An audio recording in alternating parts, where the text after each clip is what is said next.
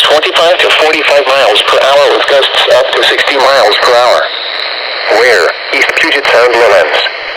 When? Until 10 a.m. Pacific Standard Time Saturday. Impacts. Damaging winds may blow down trees, branches, and power lines.